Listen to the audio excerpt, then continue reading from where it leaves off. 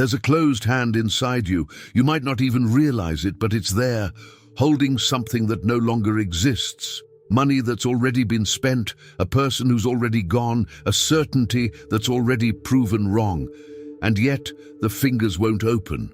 This is the first commandment that no one taught you, but that you learned on your own. At some point, you might not even remember clearly. You grew up hearing that Taurus has rules. Work hard, save what you can, don't trust easily, wait as long as necessary. And you accepted this as if it were personality, as if it were just your way of being. But no rule is born on its own.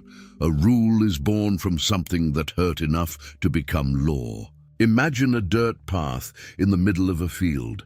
No one sat at a table and decided that the path would be there.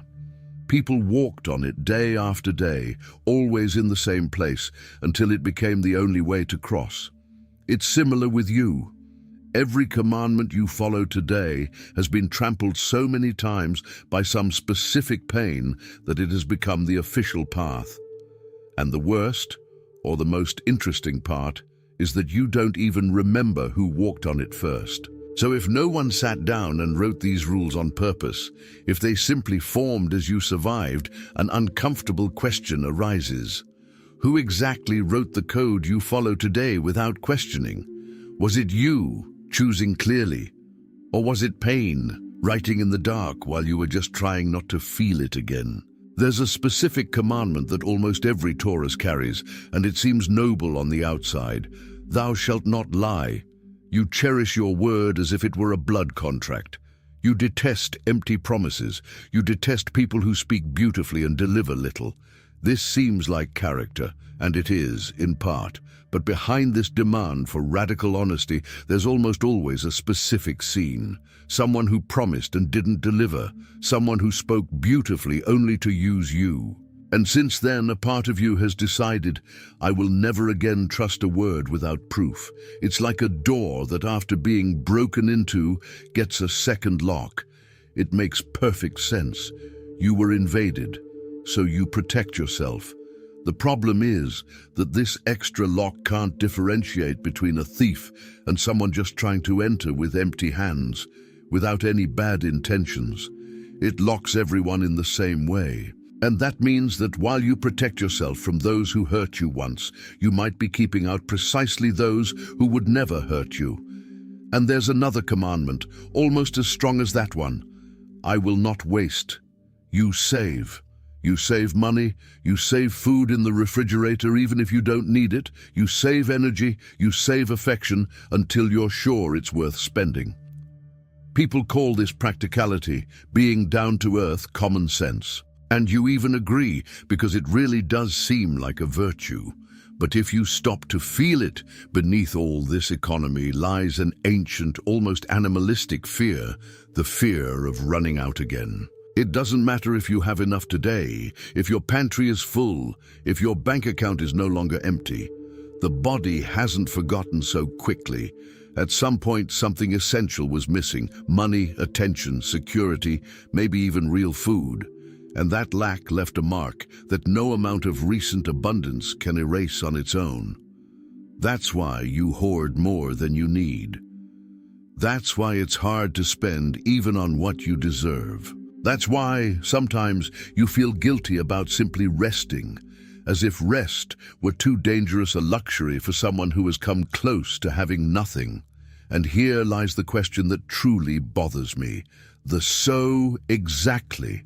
Your body is still afraid of missing you again, and why that question hurts so much when you try to answer it honestly. It was while searching for answers to this that I found this digital book. It's called The Divine Path That Guides Your Zodiac Sign to a Life of Purpose. And it's not a manual of new rules for you to follow. It's practically the opposite. It helps you see which of your commandments were born from fear disguised as wisdom, and which ones truly deserve to continue guiding your life.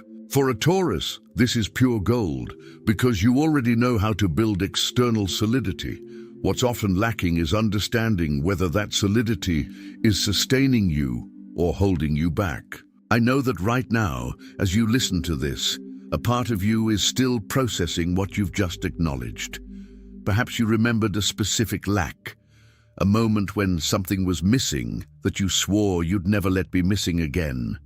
This discomfort that's still alive now is precisely the sign that something inside you is ready to be faced head on, not tomorrow, not when there's time. Now, while the penny is still dropping. The link is in the first pinned comment, but be aware this content may be taken down. Click now and download your copy. Tell me in the comments, when was the first time you felt you needed to save more than necessary just to feel safe again? That extra lock you installed after a betrayal, it remains locked to this day, even with new people trying to enter empty-handed. And perhaps it's time to ask, how many good people have you locked out simply because they arrived after someone lied to you? There is also a third commandment, and this one is more subtle than the others. Thou shalt not change suddenly. You don't hate change itself. You hate change that arrives without warning because you've already experienced one that came that way and cost you dearly. It might have been a move to a new city that no one asked you if you wanted, a separation that caught you by surprise, a loss that you didn't have time to prepare for. And since then, something inside you decided that controlling the pace of things was a matter of survival, not stubbornness. Imagine a tree that survived a fierce storm. Afterward, it doesn't stop growing, but it starts investing more energy in its roots than it should, just to be safe, just to never risk being uprooted again. From the outside, it looks like a beautiful, sturdy tree. From the inside, it's a tree that has learned to fear the wind, even when the wind is no longer a threat. And that's where the most unsettling paradox of this commandment lies. What if the next change coming your way wasn't a storm, but precisely the rain you needed to flourish in a way that your deep roots never allowed? How many times have you said no to something good just because it came wrapped in change, and change to your nervous system still means danger? Notice something curious. You're not afraid of growing up. You're afraid of how that growth might come about. If change comes slowly announced with time to prepare, you even accept it, you even embrace it. The problem is change that arrives unexpectedly, without warning, knocking on the door before you can even get your footing. And since the nervous system doesn't know how to differentiate between good change that comes as a surprise and bad change that comes as a surprise, it reacts the same way to both. It freezes, resists, refuses, even before evaluating. This explains a lot of things that seemed contradictory in your life. Why you sometimes sabotage the beginning of something good just because it happened too fast. Why a great opportunity can deep down sound like a threat just because it arrived unceremoniously. It's not that you don't deserve good things coming quickly. It's that part of you is still calibrated to a world where fast has always meant dangerous.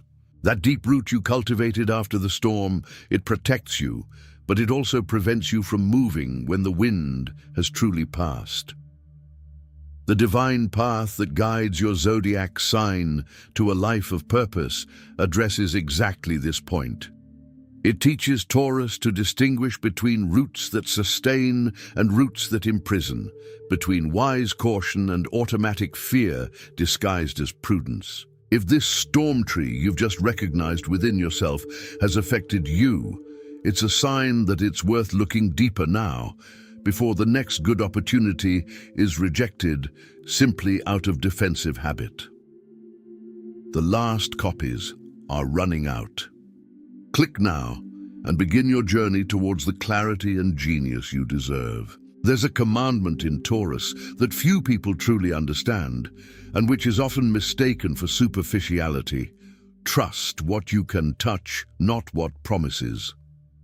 You prefer counting money in your hand to believing in a check that hasn't yet cleared.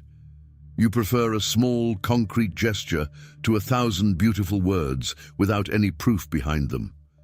People sometimes find this materialistic, even cold. But the truth is simpler and more painful. You learned at some point that a promise without delivery is just another form of lying disguised as hope. How many times has someone promised you something, attention, change, commitment, and you waited and waited, and the promise never turned into action. Each of those times left a residue. And today, even when someone truly promises something, with the best of intentions, a part of you already anticipates disappointment, already expects it before it even happens. This isn't unwarranted distrust. It's a defense mechanism trained by real evidence. But it's worth asking, how many good things have you rejected simply because they came packaged as promises, not as immediate proof? How many sincere people have you tested so hard, demanded so much proof from, that they grew tired before they could prove anything?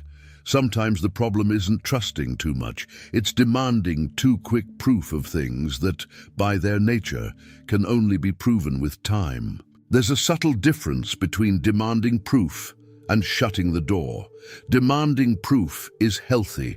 It protects you from falling for any pretty, unsubstantiated talk. Shutting the door before even giving proof a chance is something else entirely. It's punishing the present for a debt left unpaid by the past. And this, without realizing it, makes honest people pay the price for promises they never made. It's worth remembering, trust doesn't have to be all or nothing. You can trust little by little, observing, without giving everything away at once, but also without locking everything away at once. It's the middle ground that Taurus rarely allows themselves, because for someone who has already been deceived, it seems safer to remain on the extreme of distrust than to risk the opposite extreme again. This exact point, the difficulty of trusting before proof, is one of the central themes of the divine path that guides your zodiac sign to a life of purpose. The material explores how Taurus can keep their feet on the ground without closing the door to everything they can't yet touch, without losing the true abundance that only appears when they allow themselves to trust a little before total assurance. If you recognize this pattern now, this is the moment to understand where it comes from before you continue pushing away too many good things. The link is in the first pinned comment. The last copies are running out. Click now and begin your journey towards the clarity and genius you deserve. And there's another commandment, perhaps the most silent of all. Keep silent until you can't take it anymore. Taurus doesn't usually complain about every little hurt. They swallow it, organize it, move on, keep it inside. People call this patience, emotional maturity, and it even seems that way for a good while. The problem is that true patience has a healthy limit, and what Taurus sometimes practices is something else. Silent accumulation disguised as tolerance. Imagine a dam. While it holds back the water, it seems like absolute control, strength, and stability. But no dam was built to hold back increasing pressure forever. At some point, either someone opens the floodgates on purpose, or the first crack appears on its own. And when that happens, it's not just a little water that comes out. It all comes out at once, with a force that frightens even those who have always been seen as the calmest people in history.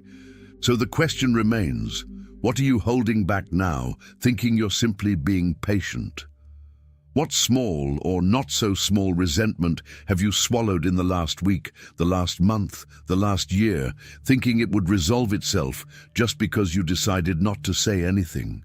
Recognizing this internal dam is precisely the first step that the divine path that guides your zodiac sign to a life of purpose proposes. Not to hold back resentment until it cracks, but to learn to intentionally open small floodgates in your own time before the pressure decides to open them on its own in a way that hurts everyone around you, including yourself. The link is in the first pinned comment. The last copies are running out. Click now and begin your journey towards the clarity and genius you deserve. There's a commandment that's often misinterpreted as laziness, but it's exactly the opposite. You shall build slowly, because haste has already cost you everything once. Taurus doesn't build quickly because it's afraid of making mistakes. It builds slowly because at some point in life, haste truly cost them dearly. It might have been a decision made in the heat of the moment, A poorly thought-out investment, a promise of love given too soon to someone who didn't deserve it. It's like building a house. You can put up walls in a few days if the foundation is shallow and the land is accepted without question. But anyone who has seen such a construction collapse knows there's another way. Test the soil, wait for the foundation to truly dry. Build slowly, layer by layer, until the house can withstand any storm that comes later. That's the Taurus way of building, not because it's slow by nature, but because it has learned in practice that hasty construction is costly later. The question that remains is simple and liberating at the same time. What if slow didn't mean late, but simply meant the only way that truly lasts? How many times have you blamed yourself for not keeping up with others, without realizing that your own pace was precisely what ensured that what you built is still standing today? Look back at everything you've built calmly: a relationship, a career, a home, a reputation. How much of it is still standing, solid, while things hastily built by others have already crumbled, been rebuilt from scratch, or simply no longer exist? This contrast is no coincidence. It's the direct result of a way of building that prioritizes durability, not quick impressions. The problem isn't your pace. The problem is how many times you doubted it simply because the world around you always seemed faster, bolder, more willing to take risks without testing the ground first. But observing is different from competing. You don't need to run at anyone's pace to prove you deserve what you're building. You just need to remember, whenever doubt arises, that a solid foundation is also a victory, a silent one, the kind no one applauds at the moment, but that everyone notices years later when the house is still standing. And we arrive at the last commandment, the one that truly changes everything. You will choose again without needing a scar for it. Up to this point, we've seen that each rule Taurus follows was born from some pain, a betrayal, a lack, a sudden change, a broken promise, a swallowed resentment, a hasty decision that cost dearly. This doesn't make you weak. It makes you someone who has learned the hard way to protect themselves. But there's a huge difference between maintaining a rule out of automatic fear and maintaining that same rule out of conscious choice. He thinks of a wall and a hedge. Both protect. But the wall is rigid, closed. It doesn't grow, it doesn't breathe, it only prevents. The hedge also protects, but it still grows, still flourishes, still lets in light and air while keeping out what really needs to stay out.